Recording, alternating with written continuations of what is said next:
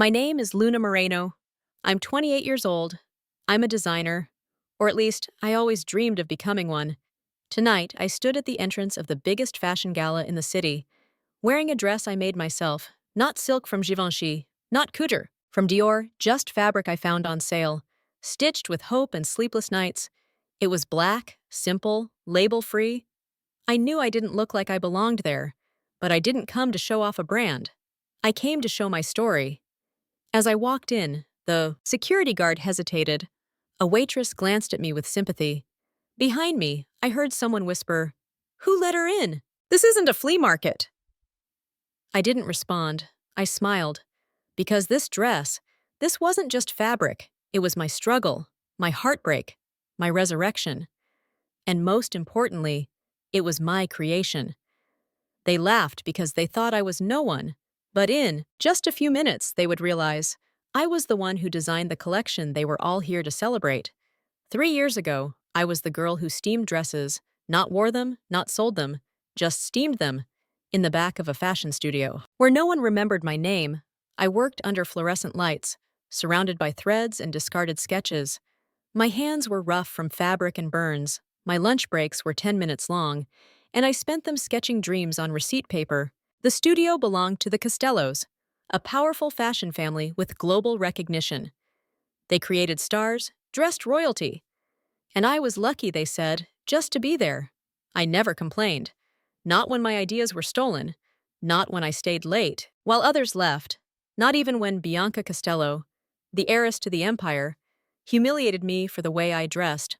"Luna, no one's going to take a peasant aesthetic seriously," she once told me, laughing as she wore a dress I had designed. But she had signed. I smiled, I nodded, I bit my tongue, because at the time, I still believed that hard work would speak louder than bloodlines. That was before I learned the truth, that in this world, it's not just about talent, it's about timing and revenge. And tonight, in this ballroom filled with cameras and champagne, I wasn't the girl steaming dresses anymore. I was the hidden name behind the show they were all about to see. They didn't know yet, but they would. The day everything shifted wasn't a grand event. It started, like most things in my life, in silence. I was steaming a beaded gown worth more than my entire year's salary, while the others gossiped about Milan, Paris, and New York, as if they owned the air between those cities. I stood in the corner, unnoticed, invisible, while they called Bianca the future of Castello Couture. And maybe she was, but what no one knew, not even her, was that the sketch for her upcoming runway centerpiece, the Aurora Bloom dress, was mine. I had drawn it on the back of a receipt while riding the metro home after a 14-hour shift. I had shown it, nervously, to Matteo, one of the junior designers. He smiled, nodded, said, "Nice work." And 2 weeks later, Bianca was modeling my idea. On a Vogue cover shoot, they stole it, not once, not twice, over and over again. But I kept quiet. I needed the job, I needed the connections, I needed the illusion that I was building something. Even if I was building it with broken bricks, they kept handing back to me. And then came the moment that burned itself into my memory. The showroom was filled with buyers from luxury retailers. Bianca was walking the floor like a queen. I was behind the racks, pinning dresses, fixing a snapped zipper, trying to breathe through the heat and the noise. That's when I heard it. "She's just the help," Bianca said. Her voice honeyed with poison. "She begged us for a job, pitiful. Really, probably still lives in a studio apartment with peeling paint." They laughed. My face flushed with heat. My hands shook. But I didn't cry.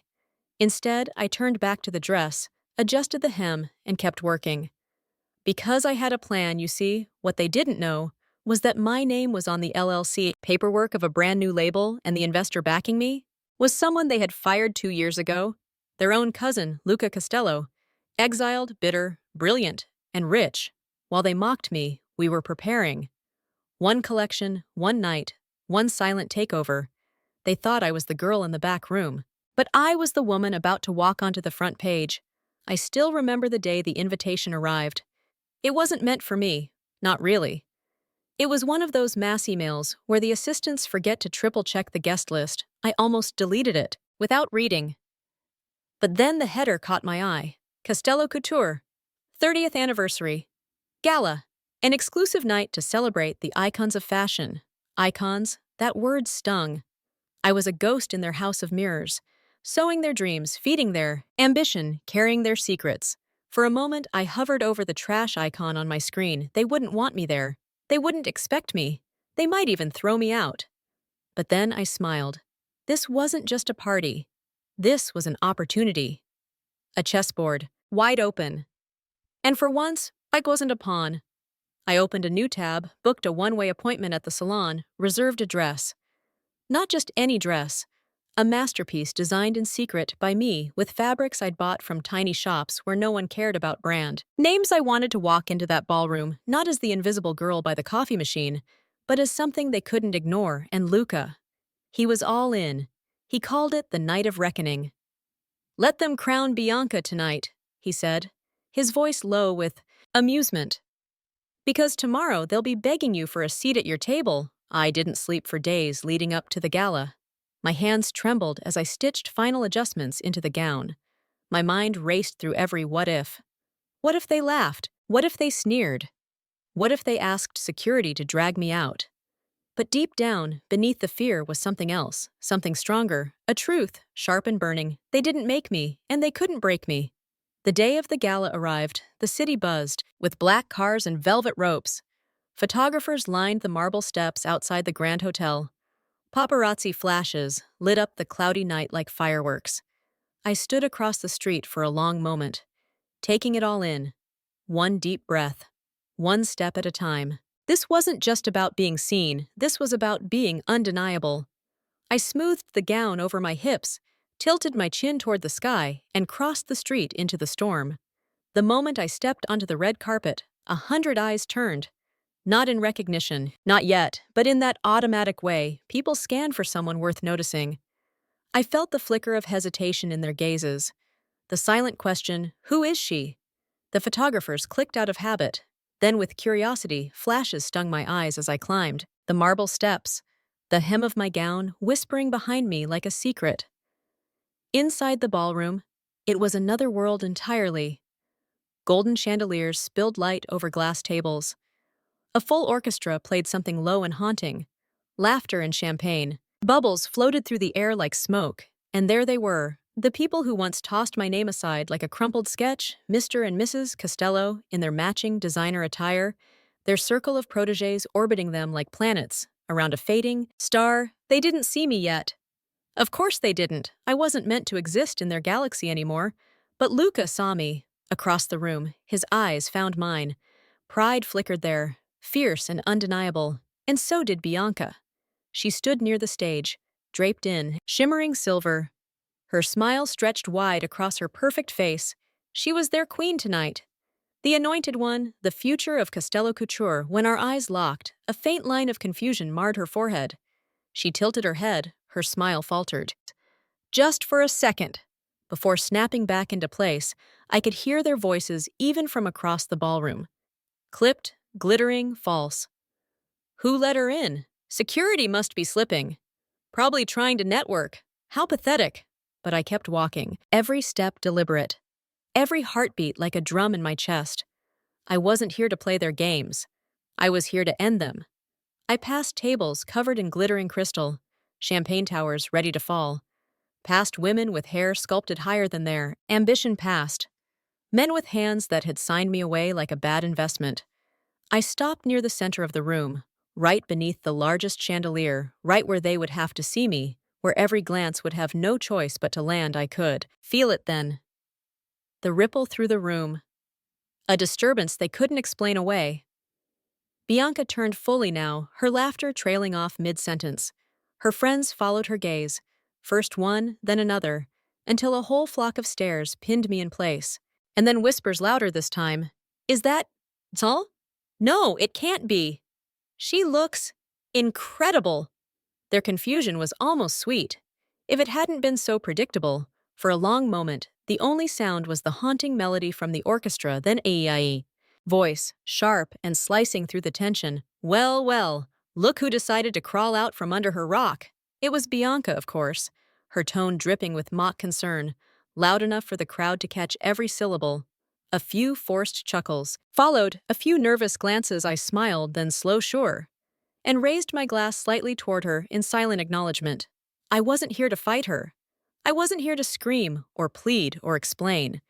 I was here to watch her world tilt and tumble, and I had brought the earthquake with me. Bianca's smile wavered as she tried to regain control of the room. She waved a manicured hand in the air, laughing a little too loudly. "Everyone relax," she said, her voice pitching higher. "Old friends are always welcome, even the forgotten ones." There was a murmur of laughter, scattered and unsure. People shifted uncomfortably, their curiosity battling their loyalty. I stepped closer, slowly, savoring the way their gazes clung to me. I could feel it, the desperation, the need to place me somewhere familiar, to turn me back into the nobody they once dismissed. But it was too late. As I approached the center of the gala, Luca broke away from the glittering herd. He moved toward me without hesitation. Each step he took was a silent rebellion. A statement louder than any speech. Bianca stiffened. Her smile cracked, just a little. Enough for anyone truly watching to see Luca extended his hand to me, palm open, eyes shining. I placed mine into his without hesitation. The room inhaled, held its breath, and then the band stopped playing. The silence was brutal. Perfect. Luca turned to the crowd, his voice clear and strong. "Tonight isn't just about the future of Castello Couture," he said. "It's about honoring the truth. And the truth is—" He turned toward me, lifting my hand higher. "The woman standing beside me is the heart behind everything you see." A gasp rippled through the audience. Chandeliers seemed to flicker, as if the building itself had shuddered. Bianca's mouth opened, opened again. She stumbled a step forward. "She's lying," she hissed, her voice low but venomous. "She's desperate. She always was." But no one was listening to her anymore. I let the silence stretch, heavy and sweet. Then I spoke, my voice soft but steady. 6 years ago, when Luca and I dreamed of Castello Couture, there was no money, no investors, only a tiny apartment, a sewing machine, and a lot of hope. Bianca laughed, shrill and panicked. "Fabricated stories. Fairy tales." I smiled gently, as if she were a child throwing a tantrum. And then I pulled a single piece of paper from my small clutch. A simple, faded contract, signed, notarized, sealed proof that I had invested the original capital, proof that I had co-founded everything Bianca was now wearing like a stolen crown. Gasps filled the room again. Chairs scraped as people leaned in, mouths parted. Eyes wide, Luca took the document and held it up for everyone to see. There, in black and white, "Los D's." White was the signature that tied me irrevocably to the empire they thought belonged only to Bianca. "She didn't just build this with me," Luca said, his voice rough with emotion. "She is Castello Couture." Bianca staggered back, as if the words had physically struck her. Someone in the crowd dropped their champagne glass. The sound of it shattering on the marble floor echoed around the cavernous hall. I looked around at the stunned faces. The fake smiles wiped clean. The whispered insults turned into open awe. Once they all saw me, not as the girl they had laughed at, not as the ghost they had banished, but as the woman who had been holding the crown the entire time. I inhaled deeply. The air tasted sweeter now. This was only the beginning. Bianca's face twisted into a mask of rage. Gone was the polished socialite mask she wore so easily. In its place was something raw, ugly, desperate. She surged forward, grabbing at the contract Luca held. But he stepped aside smoothly, letting her miss by inches. The guests gasped. A few even laughed, nervous, sharp little sounds that cut through the thick air. Bianca spun around, her eyes wild. "This is a lie!" she screamed. "She forged it! She's lying! She's nothing!" But the damage was done. Too many people had seen too. Many minds were already shifting. The vultures that had once flocked to her side began inching away. No one wanted to be next to a sinking ship. Bianca's father, a powerful man, who had bankrolled much of her lifestyle, approached. His face was a portrait of fury and humiliation. "Bianca," he hissed, low and deadly. Is this true? Did you lie to all of us? She tried to speak, tried to conjure up another excuse, but no words came out. Only stuttering, only panic. I stood silently watching her unravel. No need to lift a finger. No need to say a word. The truth was peeling her apart, more efficiently than any revenge I could have crafted. The whispers started small at first, then louder. Like a rising tide. She stole the brand. She betrayed them both. What else is she hiding? Bianca looked around frantically, seeking an ally. Oh, friend, anyone. But all she found were cold, glittering eyes, hungry for her downfall, desperate to tear apart the queen who had once ruled over them. Luca stepped beside me, his voice calm but sharp. The board of directors will be notified immediately, he said. Your position is no longer secure, Bianca.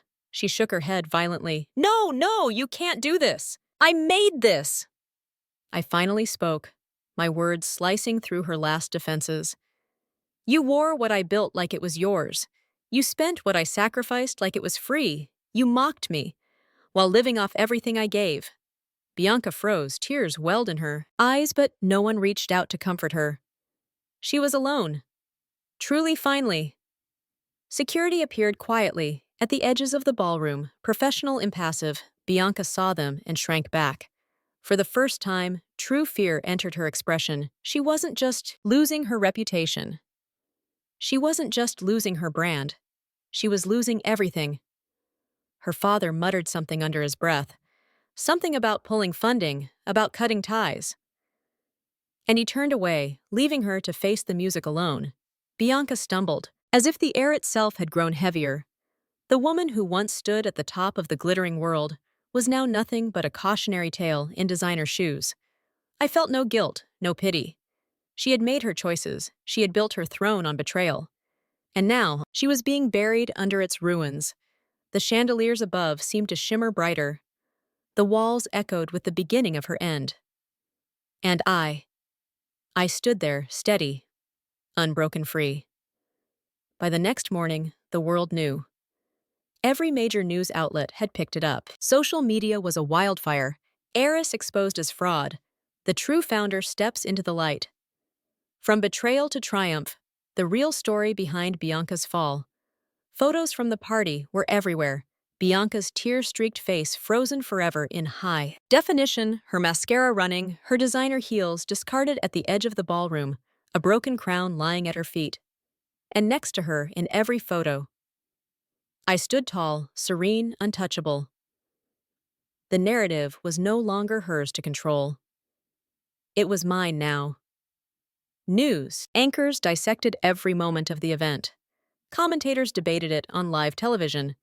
Podcasters analyzed every detail, praising the comeback story of the year. She was the real mind behind it all.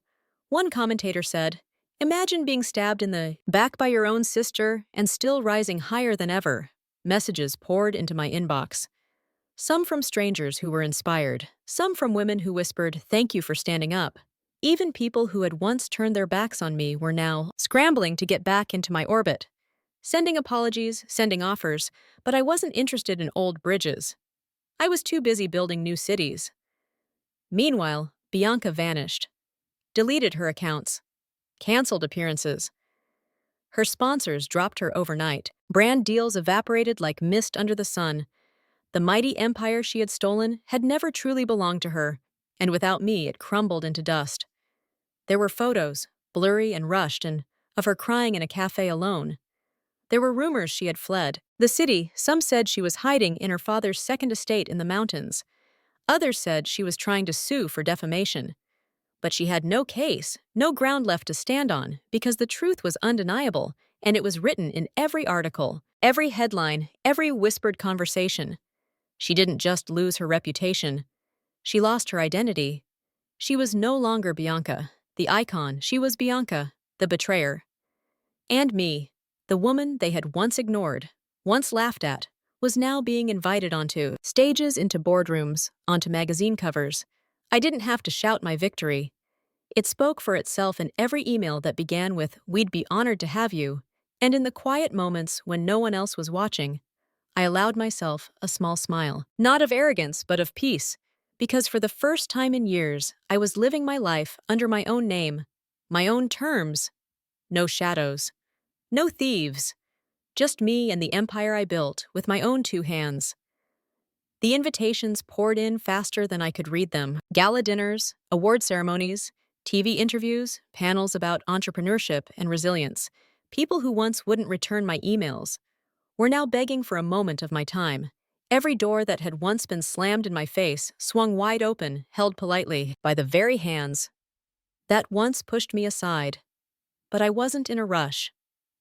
I took my time. I chose carefully. Not every stage deserved my story.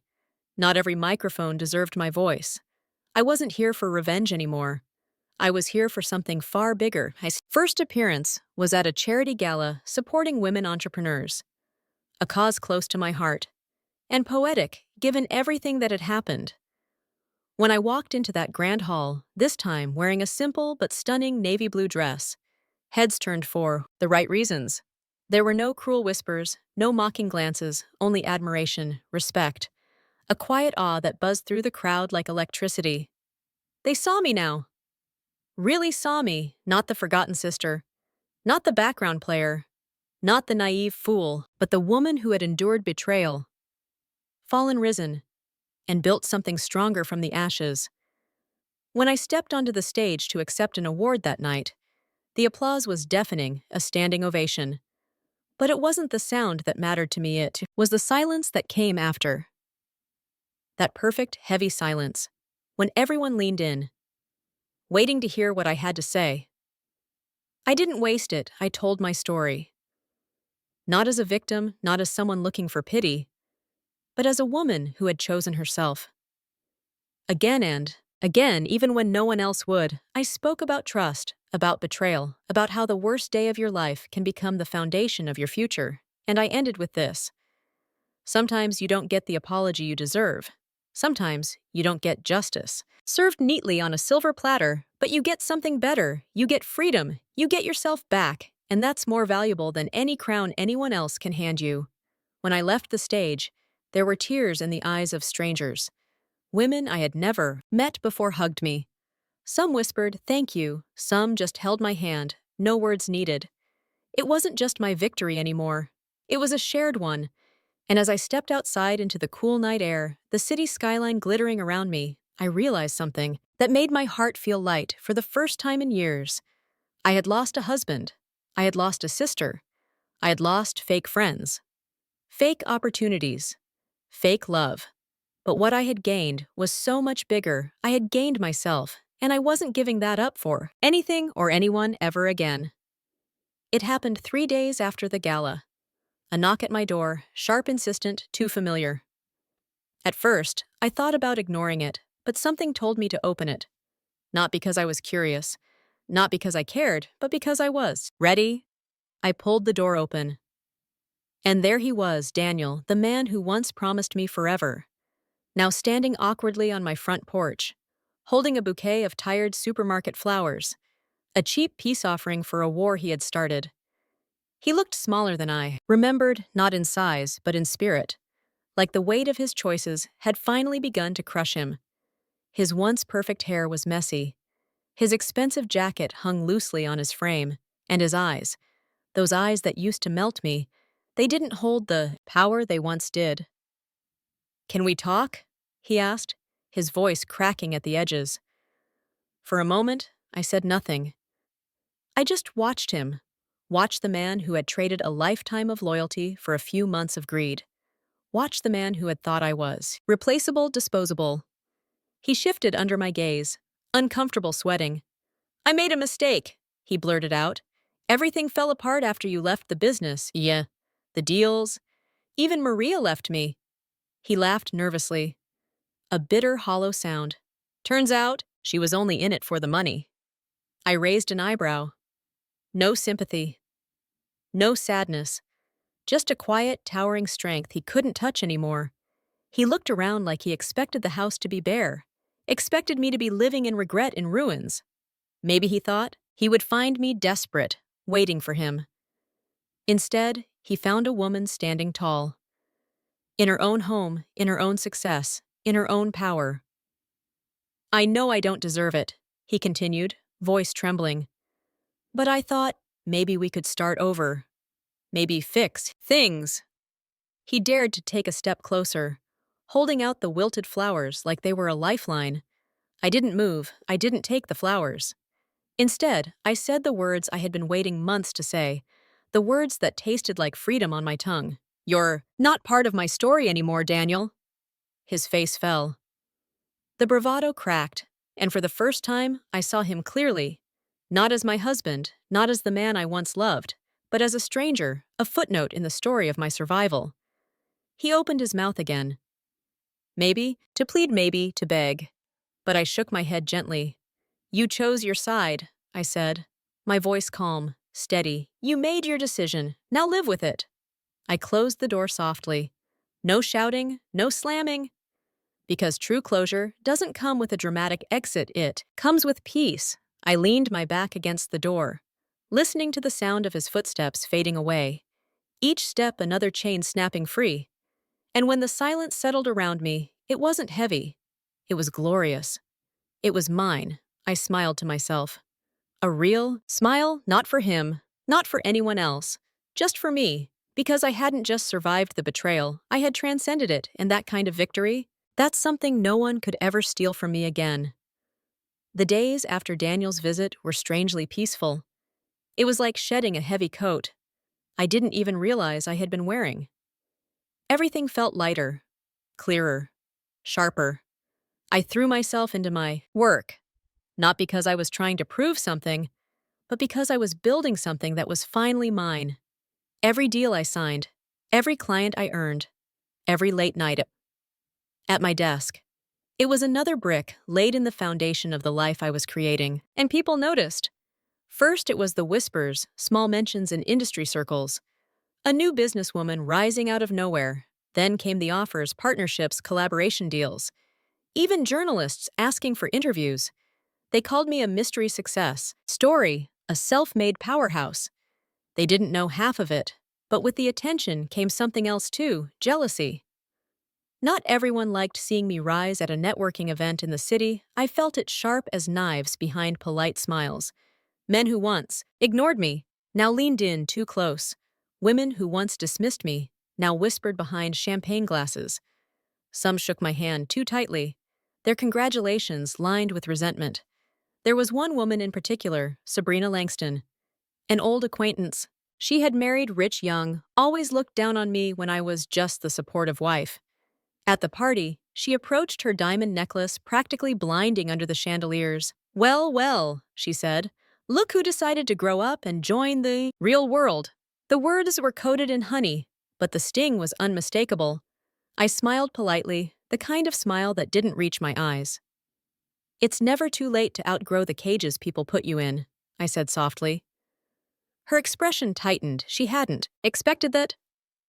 Around us, the music thumped, the crystal glasses clinked, and the sharks circled. But I wasn't the prey anymore. The old me would have shrunk back, would have apologized, would have tried to smooth it over. The new me? I stood my ground, elegant, unshaken. Sabrina leaned in closer, lowered her voice. You think you're something now, don't you? A cruel laugh. But money doesn't buy class. Remember where you came from, sweetheart. I looked her dead in the eyes. No fear, no anger, just calm, quiet certainty. I remember exactly where I came from, I said, and it's why I'll never let anyone put me back there. She blinked. Taken aback, and for the first time she didn't have a comeback. She turned and walked away.